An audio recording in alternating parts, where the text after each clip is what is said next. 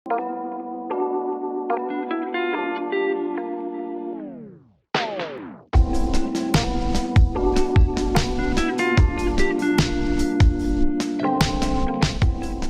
Guys, welcome back to my channel. आज मैं आपके लेकर आई हूँ गुलाब जामुन की रेसिपी। तो चलिए शुरू करते हैं गुलाब जामुन बनाना। सबसे पहले हमें चाशनी बनानी है।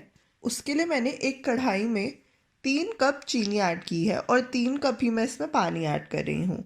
अब हमें इस मिक्सचर को पकाना शुरू करना है मीडियम टू हाई हीट पे।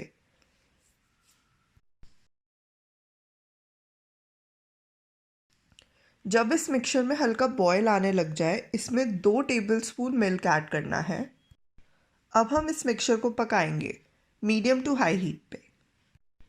जब आपकी चीनी डिज़ोल्व हो जाए, तब हम इसमें ऐड करेंगे 3 से 4 ड्रॉप्स लेमन जूस के।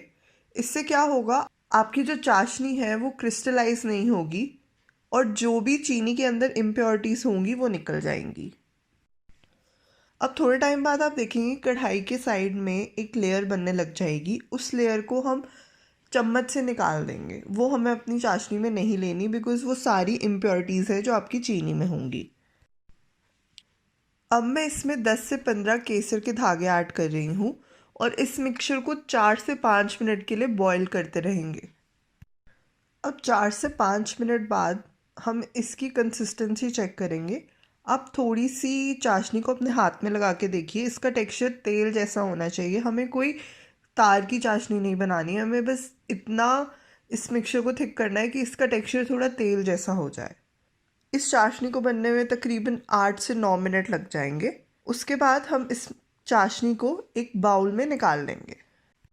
अब गुलाब जामुन का डो बनाने के लिए हमें जो इंग्रेडिएंट्स चाहिए होंगे वो है 375 ग्राम्स खोआ, और अगर इसको कप में मेजर करेंगे तो 1 बड़ा कप होगा। उसके बाद मैंने यहाँ पे 3/4 कप आटा लिया है। आप मैदा भी यूज़ कर सकते हैं।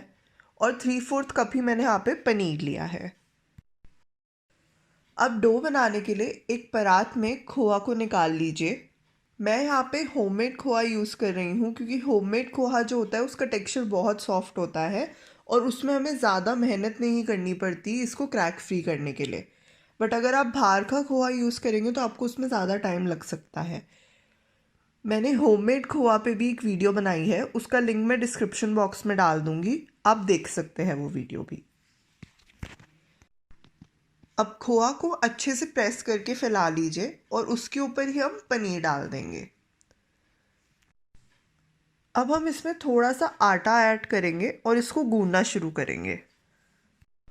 हो सकता है आपको ये बैटर बीच में काफ़ी ड्राई लगे, बट आप इसको 5 से 10 मिनट तक अगर गूंदेंगे तो ये अपना सारा मॉइस्चर रिलीज़ कर देगा और ये ड्राई नहीं लगेगा। बट अगर आपको फिर भी लग रहा है कि काफ़ी टाइम हो गया, ये ड्राई ही लग रहा है, तो आप 1 या 2 टेबलस्पून पानी या दूध ऐड कर सकते हैं। अब बाकी बचा हुआ आटा को ऐड करके हम इसको गूंदेंगे। हमें इसको तब तक गूंदना है जब तक एक क्रैक फ्री बॉल हमें ना मिले। आप इसको अच्छे से हथेली से मसलते हुए गूंदिए, तभी इसके सारे क्रैक्स हटेंगे। अब 10 से 15 मिनट बाद आप एक बॉल बना के चेक करिए। अगर तो वो क्रैक फ्री है तो आपका डो रेडी है, बट अगर उसमें क्रैक्स हैं तो आपको इसको थोड़ी देर और गूंदना पड़ेगा। जब आपका डो रेडी हो जाए उसके बाद उसकी छोटी छोटी बॉल्स बना लीजिए। अब आप यहाँ पे 1/8 टीस्पून बेकिंग सोडा भी ऐड कर सकते हैं, बट मैं आपको सजेस्ट करूँगी कि अगर आप फर्स्ट टाइम घर पे बना रहे हैं तो बेकिंग सोडा ऐड मत कीजिए। 1-2 बार बनाने के बाद आप इसमें बेकिंग सोडा ऐड कर सकते हैं। अब डो बनाने के बाद आप एक छोटी सी बॉल बना के चेक करके देखिए, फ्राई करके। अगर तो आपको लग रहा है कि उसमें थोड़े थोड़े बबल अलग अलग जगह से, तो इसका मतलब है आपका डो ज़्यादा सॉफ्ट है, तो आप उसमें थोड़ा सा आटा और ऐड कर दीजिए। अब मैंने यहाँ पे अपने डो से एक छोटी छोटी गुलाब जामुन की बॉल्स बना ली हैं। आप चाहें तो इसको सिलेंड्रिकल शेप में भी बना सकते हैं, आपकी मर्ज़ी है। अब गुलाब जामुन बनाने में एक बहुत मेजर रोल प्ले करता है ऑयल और उसका टेम्परेचर। आप यहाँ पे ऑयल या घी कोई भी यूज़ कर सकते हैं, बट उसका टेम्परेचर बहुत मैटर करता है। गुलाब जामुन जब आप डाल रहे हैं तब तेल का टेम्परेचर लो होना चाहिए। उसके बाद जब वो ऊपर आ जाए फ्लोट करते हुए, तब आप इसके टेम्परेचर को बढ़ा सकते हैं मीडियम फ्लेम पे। बट याद रखिए, ज़्यादा हमें ऑयल को ठंडा भी नहीं रखना, ना ज़्यादा हमें उसे हाई रखना है डालते हुए। उसका टेम्परेचर लूक वार्म होना चाहिए। अगर तेल का टेम्परेचर ठीक नहीं होगा तो ये ऑयल एब्जॉर्ब करने लग जाएंगे और कढ़ाई में ही फूलने लग जाएंगे। अगर ऐसा हो रहा है तो आप उस बैच को निकाल लीजिए और नया बैच ऐड कीजिए और उसका तेल का टेम्परेचर देख लीजिए। अब एक एक करके हम इसमें अपनी गुलाब जामुन की बॉल्स ऐड करेंगे। आप जैसे ही बॉल को ऐड करें उसमें बबल्स निकलने चाहिए, ये बिल्कुल सही टेम्परेचर होता है। आप पूरा बैच तलने से पहले एक गुलाब जामुन को तल के देख लीजिए कि उसका टेम्परेचर सही है कि नहीं। आप जैसे ही गुलाब जामुन डालें उसमें बबल्स आने चाहिए। अब आप एक बारी में 5 से 6 गुलाब जामुन तल सकते हैं। आप ज़्यादा भी तल सकते हैं, बट आपकी कढ़ाई का सरफेस बड़ा होना चाहिए। और एक बात का ध्यान रखिए, आपका जो तेल है वो इतनी क्वांटिटी में होना चाहिए कि जो पूरा गुलाब जामुन है वो उसमें डूबा रहे। वरना अगर वो कम क्वांटिटी में होगा तो आपके गुलाब जामुन नीचे से फ्लैट हो जाएंगे। तो जितना आपका गुलाब जामुन का साइज़ है उससे ज़्यादा ही आपके ऑयल की क्वांटिटी होनी चाहिए।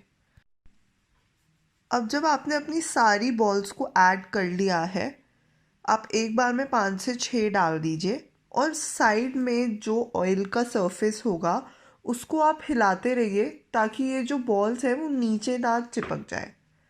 आप ऑयल को रोटेट करते रहिए, आप चम्मच से रोटेट कर लीजिए, बट हमें इस टाइम पे बॉल्स को हाथ नहीं लगाना है जब तक वो ऊपर ना आ जाए फ्लोट करके।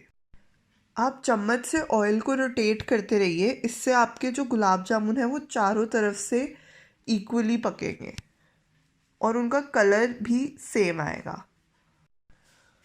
अगर आप गुलाब जामुन को रिफाइंड ऑयल में फ्राई कर रहे हैं तो आप इसको चाशनी में डालने से पहले एक टिश्यू में ज़रूर निकाल लीजिए, क्योंकि अगर आप इसको सीधा चाशनी में डाल देंगे तो रिफाइंड ऑयल का एक आफ्टर टेस्ट उसमें आता है।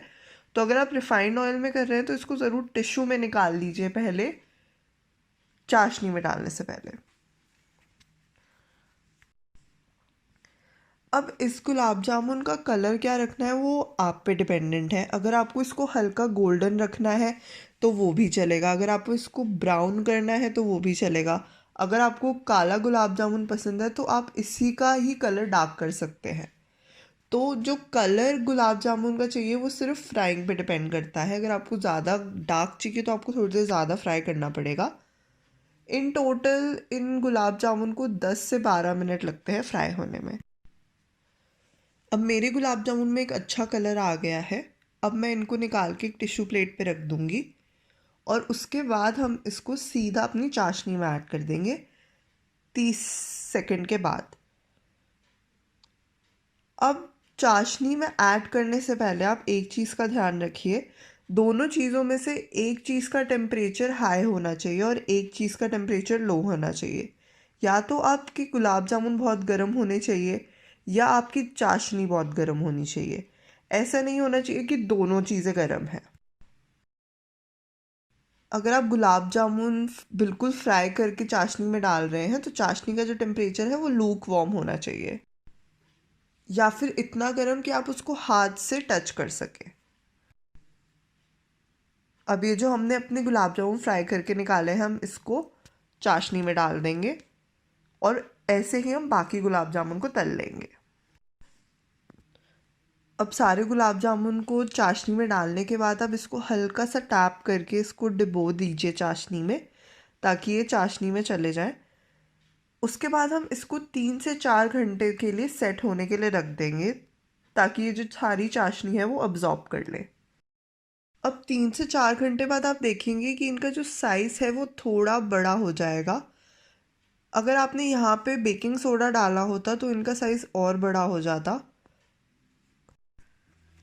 अब आपके गुलाब जामुन सर्व होने के लिए रेडी है। अगर आपको ये वीडियो पसंद आई हो तो इस वीडियो को लाइक करें और मेरे चैनल को सब्सक्राइब करें। Thank you so much.